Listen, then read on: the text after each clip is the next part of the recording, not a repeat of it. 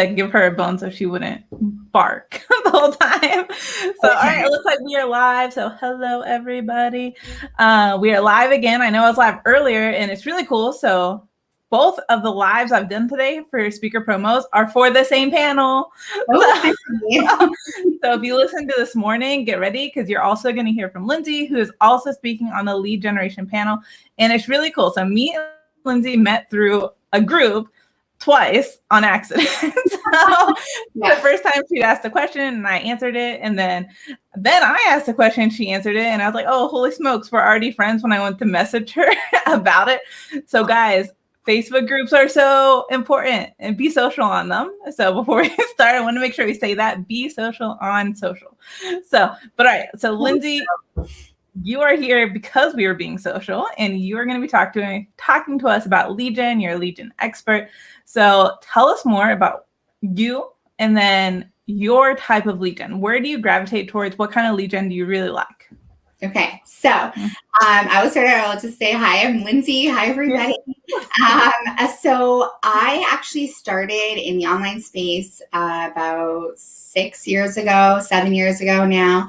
I left my job as an ABA therapist for the school board. Didn't know what I wanted to do next, but knew that I wanted to be home with my 2 kids, whom at that point I had not had, but I now do.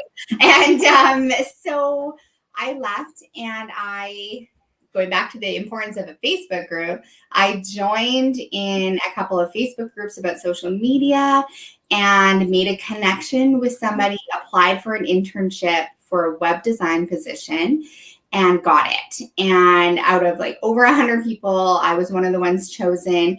And that really catapulted my entire business and now 2 businesses. So Facebook groups, people really underestimate the value of them, but they're so powerful. So for me now, I have a digital marketing and web design agency. I teach social media at the college level, and I have a coaching and mentoring business that is really, really geared towards helping entrepreneurs get their next steps and know what to do and find their confidence. And really, I feel like Facebook groups, like I said, that was one of my first steps in lead generation. That's where I gravitated to. And so what I used to do, I joined some groups, a bunch of groups, and I would show up regularly. I would serve freely, and I really crafted my own pitch so that I could connect with people on their posts, and I stood out because, especially as we know, when somebody posts a job opportunity in a Facebook group, it gets slammed, right? People are all over it. And so I just made sure that my post was really reflective of who I am, my personality was warm, it was genuine, and I always made it super personal to the poster. So honestly, that's how I started. That's how I got my first clients, was really from working the Facebook groups. Yeah. So, yeah, it's so neat. So on lead, like when we do the panel, so the person I talked to earlier doesn't even have Facebook presence. Like I couldn't tag her in it because she's a LinkedIn. And so this is why I'm so excited for this panel, because everyone's like a different area. And I talked to somebody yesterday, not on the panel, but he's all about Instagram. And so that is why I'm like so excited for this summit, that we're all going to be on different sides of it. But I love what you said there, where being genuine, like you have to be genuine when you're on social, and you can, like, people can tell, like, if you're not, like, it's easy. Yeah. And it's so funny. I've been having so many conversations about this lately, and about people feeling insecure and shy and worried that people won't like them. But then we get into this really difficult cycle where it's hard to break, because we show up, but we like soften our personalities, who we are. We try to kind of like dim ourselves down so we don't polarize people, but and to make them like us. But then by doing that, they don't actually like us because they don't know who we are. And so you get into this sort of weird cycle. And so being genuine is, I have found, so key, being genuine and making it easy for people to work with you. Those are two of the things, and being proactive about your sales. Those are really the main things that I tell people and I'll tell my clients. Like, you have to make it easy, you have to make it straightforward, and you have to be yourself, because otherwise you're doing a disservice to yourself and to your potential clients. Yeah, definitely. So make it easy. And then the other thing I was going to go back to was how every time you're in a Facebook group, so like it's so tough when somebody posts a job because they totally get slammed. I feel bad for them. Like, most of the time I want to like just comment like, I'm sorry for your soul right now, because I can only imagine how many DMs you're getting too. It's not even just the Facebook post, it's all the messages on the back end. So I'm so excited to see what like you've crafted and kind of like your messaging. We'll definitely talk about that during the panel to hear that, because like you said, they get slammed and like you have to stand out, and it's so tough. So that is going to be so exciting. Yeah, honestly, it was, I mean, just for perspective, I was able to book myself fully with the digital marketing and the web design as a solopreneur, and then scale to an agency and book that out like easily and consistently. And it really wasn't until a year ago that I started using Instagram as a more as a secondary lead generation platform. I really focus on other people's Facebook groups, and it worked so well for me. Yeah. So that's so cool. So I think it's just so important for all of it. And so many people feel like they need a Facebook group to be able to sell. So I love that you just said, like, you know, you're using other people's groups and being in a way that you're not breaking the rules, because it's so hard with Facebook groups and their rules, or you can't do this, or this. Like, I've been banned from groups just for like asking for podcast guests. It's crazy. And so like, I definitely love the whole collaborate over competition side of it, and being able to do it this way is perfect. So guys, if you have not got your ticket, let me make sure I put this down here. Lindsay will be on our panel on March 3rd at 1:30, and she's going to give all the details of everything we're talking about in more detail for you there. But I loved how you gave the example of where you were able to scale your business. I think so many people are struggling with that. And so, I don't know, is there something like mindset wise or something you could share right now on just going into that? I think it's so scary for people to go in there and go, how am I going to grow my business?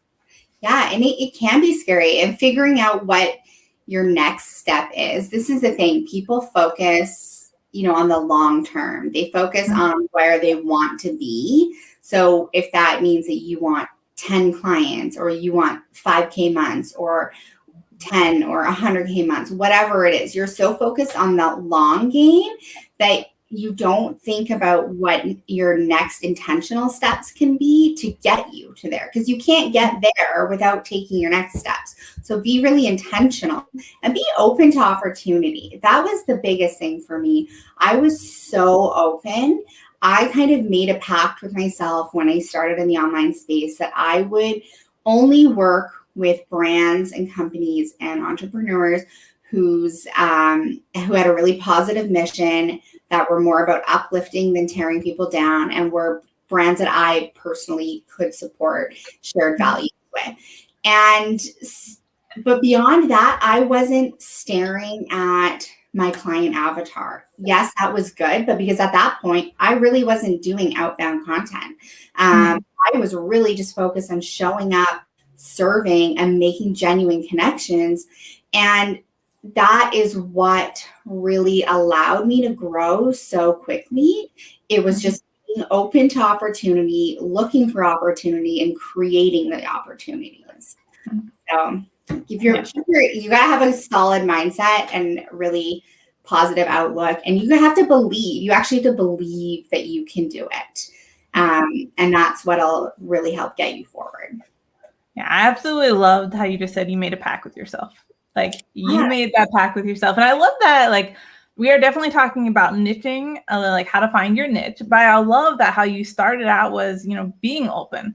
Like, And at the same time, because I remember I said this at one time in a mastermind, and everybody was like, no, you have to find a niche. You can only work with that niche. You should only be there. And I was like, ah. So I love how you put it, because that is exactly what we do in our business, where we go look at the reviews, because we work with a lot of people in like the legal field. And I'm like, I'm never going to work with a lawyer that is just taking advantage of its clients. I was like, I can't honestly promote that. I was like, I could not help that. And so I love how you put it there. Like, as long as there's somebody you're willing to work with, like that you personally would hire, that is a niche almost in its own sense, but it's still being open, where you're able to be reaching into different aspects of it. So, oh my goodness, I'm so happy I found you, Lindsay. I'm so glad. Yeah. And don't get me wrong, I have a niche now, but then, especially when you're starting out, you will be surprised at what you enjoy and what you don't enjoy. So testing it out is a really good thing to do when you're starting. Yeah, I agree. It's so hard to just go, okay, this is the only person I'm going to work with from day one. Yeah. When you might not be in the industry, you've never worked it before. And so I love it. I'm so excited. and that specific service, like maybe you I found out I hated launching podcasts. Like I really didn't enjoy doing the show notes and uploading to Lisbeth. Like I hated it, but I would never have known that if I hadn't have tried it. Right. Mm-hmm. So just being open was really, really beneficial. Well, I'm your podcast girl if you need somebody. So whereas I think I'm the opposite, where I actually, being on social is so to me sometimes, but I know how important it is. So I do it, but it like drains my soul. Yeah. So. And that's the thing, right? You find you find what you like. And that's like one of the beautiful things is when you're an entrepreneur, you get to do that. And why we're already inherently just coloring outside of the line. So why are we trying to cram ourselves back in? It doesn't make sense to me. So do what you love. Awesome. Well, okay, guys, she is going to be live with us on March 3rd at 1:30. And if you cannot wait till March 3rd at 1:30 to see Lindsay live, Lindsay, tell us what you do in the real life. I know you're teaching and coaching, but tell them exactly what you do. So if they want to reach out to you right now, they can. So I mentor and I coach other women who are wanting to grow their own businesses, figure out their next steps, find their confidence. We are heart-centered, often shy and or introverted. I myself am an INFJ, so I am an definite introvert, and it's all about finding ways that we can create to make your business work for you instead of you working for your business. So I offer one-on-one coaching. If you want to chat more, send me a message. Come talk to me on Instagram as well. I'm at the Lindsay Stead, and I'm on there all the time. I talk about this sort of thing all the time. And I have a free challenge actually that I'm running next week. Yeah. That you can register for as well, and that there will be prizes. So